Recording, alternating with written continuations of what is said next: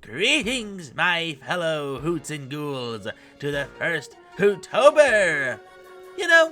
After the new Beetlejuice movie came out in September, which I'm surprised it didn't come out in October, I thought I'd discuss a little bit about the animated series that came out from 1989 to 91, spanning 4 seasons, which is pretty impressive considering this was just a Monster of the Week kind of Saturday morning cartoon series that followed from the original movie and sort of expanded upon the lore that was never utilized in the sequel, which I do admit I was disappointed that they didn't at least mention some aspects of the animated series or little Easter eggs to it. When Lydia opened up her little ghost show, she could have done the little seance she did in the animated series when summoning Beetlejuice.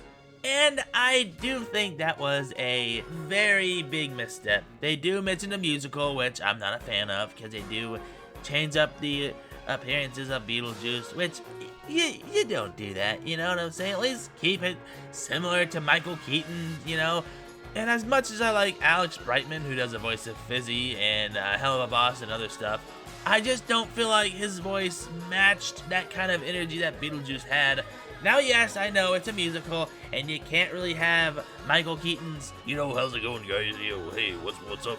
Kind of doing the singing, but you could have at least, had Alex Brightman doing his Fizzy voice, but keep the costume the same. I don't know, I think that's just to help out with makeup and stuff, and it not to take so long to do that and stuff, and just keep it sort of simple.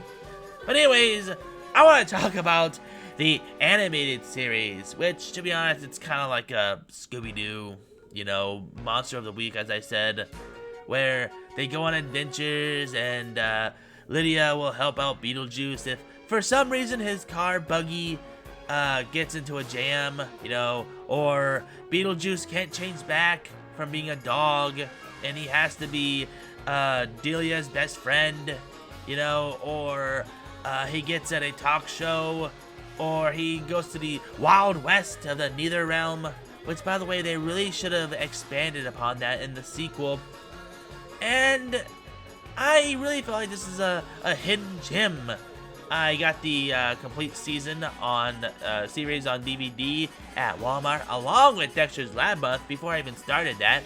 So, I wanted to talk a little bit about Beetlejuice, a little bit of, thing about Beetlejuice to kick off Hootober.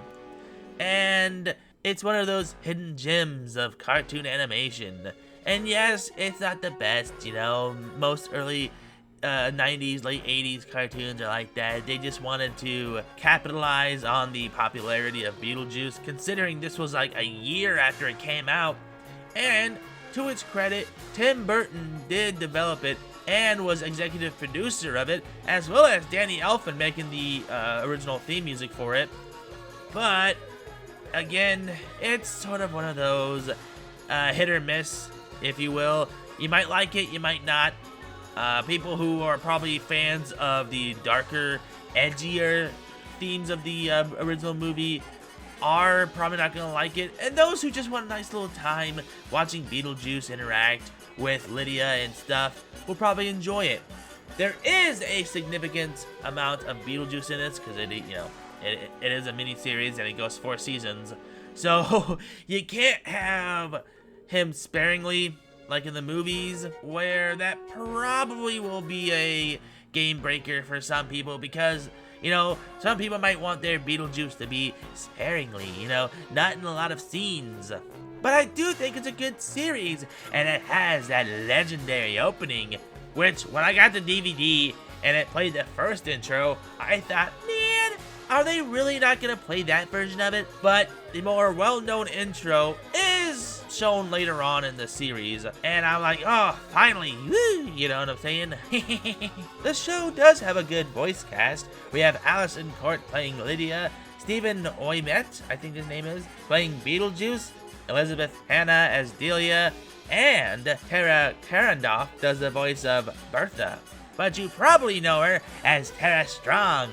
I'm gonna be honest here, I only know a handful of voice actors and stuff, like Tabitha St. Germain, who does the voice of not only Rarity from My Little Pony, a show that I really don't watch, and Scary Godmother, a character I do know and will be discussing for a later video.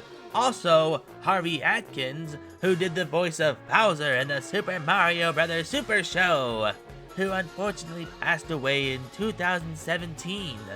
In all, do I think this is a masterpiece of animation? Well, not really.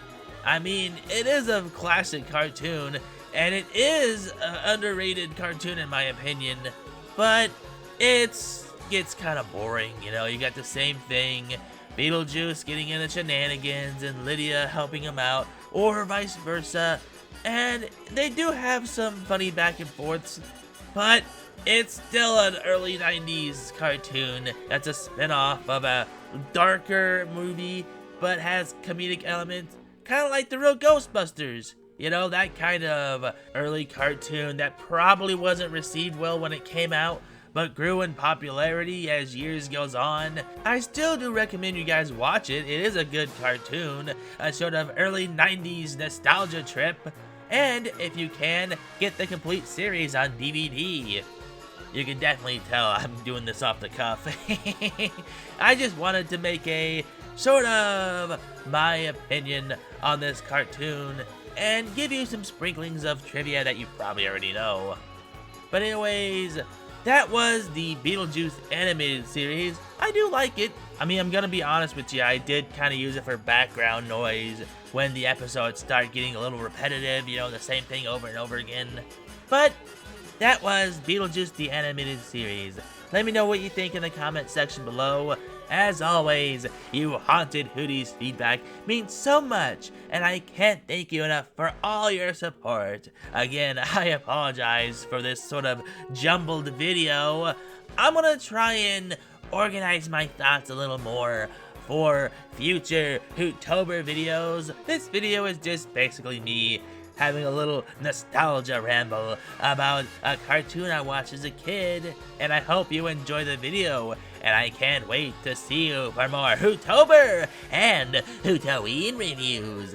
Until then, I'll see you when you visit the spooky Hoot house again, and I get my hoot in the dark. Thank you for watching Hootober. Don't forget to like, share with your spooky fam, subscribe today and join the Parliament of Hoots, and check out my other social medias such as Twitch, Twitter, Instagram, and my PlayStation Network. Check out these 2 videos, it'll take you to more of my content, and I'll see you for the next Hootober!